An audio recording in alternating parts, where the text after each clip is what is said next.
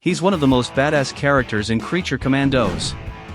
His powers seem to have no limits, and his past, besides being brutal, is deeply linked to Gotham City.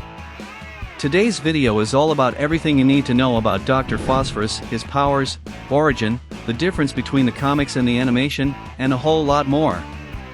Stick around until the end of the video to find out who Dr. Phosphorus is. Welcome to Comic Chronicles. Dr. Alexander Sartorius, known as Dr. Phosphorus, is an atomic mutant with radiation abilities, radiation manipulation, gunfire resistance, and superhuman durability. Folks, in Creature Commandos, he took on soldiers from a real army like it was nothing. He literally plowed through a tank and took out the soldiers inside. Plus, he's already taken out a mobster in Gotham and claimed power for himself. I'm about to dive into the comics, so smash that like button and subscribe to our channel. Help us out so this video can reach way more people, and in return, you'll be the first to hear about the latest DC news and always get the best content on our favorite comics, movies, shows, and animations. I'm counting on your subscription and the notification bell. Thanks a ton, and let's get into the video. Created by Steve Englehart and Walt Simonson, his first appearance was in Detective Comics number 469. In his origin story, Dr. Alexander Sartorius was a nuclear scientist who wanted to build a nuclear power plant in Gotham City. Sartorius got help from Rupert Thorne, the leader of the Tobacco Club, where Alexander was a member and secretly a powerful gangster. The plant was eventually built offshore, but when a crack in the reactor's core caused Alex to get 5 million shards of radioactive red sand in his body, he was burned forever. Sartorius set off on a quest for revenge against those he blamed for his terrible fate until he crossed paths with Batman, who ultimately took him down. Phosphorus and Batman faced off at the nuclear plant where it all began. During their fight, Dr. Phosphorus fell into the nuclear reactor, resulting in a massive explosion. After that, he was thought to be dead. Fast forward a bit, Phosphorus came back but was captured by Batman and Batgirl and sent off to Arkham Asylum. Time passed again, and after escaping Arkham due to its destruction in the battle for the Cowl Saga, Dr. Phosphorus tried to lure Kirk Langstrom, aka Man-Bat, through his wife Francine.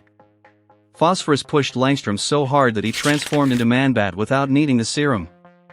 They duked it out, and the showdown ended with Phosphorus falling into the sea, while Langstrom made his escape.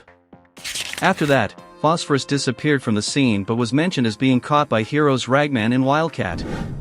In the James Gunn DCU, the character makes his debut in the Creature Commandos series, teaming up with the Task Force M monsters. His origin is somewhat similar to the comics in some ways, but there are changes, and I'd say it's even better in the animation. In the show, before becoming a monster, Alex was a nuclear scientist working under mobster Rupert Thorne's investment for his cancer cure research. Even though his wife was against it, he kept pushing to work with the mobster, leading to his biggest regret. Thorne and his goons ended up killing his wife and son and framed him for it, teaching him a lesson for cooking the results of his research. After that, they brought Alex to their lab to find the real results of his research. When they found the folder with the results, they threw Alex in a chamber and flipped the switch, exposing him to so much radiation that he was supposed to die. At least, that's what Thorne thought would happen, but instead, that's how Dr. Phosphorus was born. When he comes out of the chamber, he goes on a revenge spree, taking out Thorne, his family, and all his goons. This way, Thorne's entire crime empire ended up under Phosphorus's control, but, just like in the comics, his plans were foiled by Batman.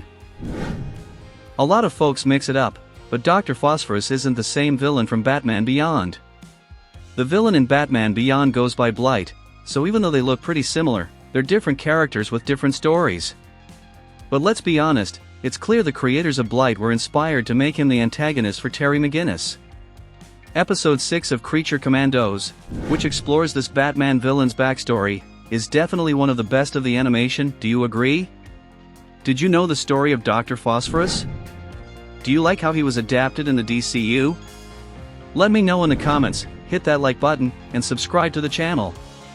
Turn on notifications so you're always in the loop with everything going on in Marvel and DC. Watch this video up on the screen to discover all about the Bride, another major character from Creature Commandos.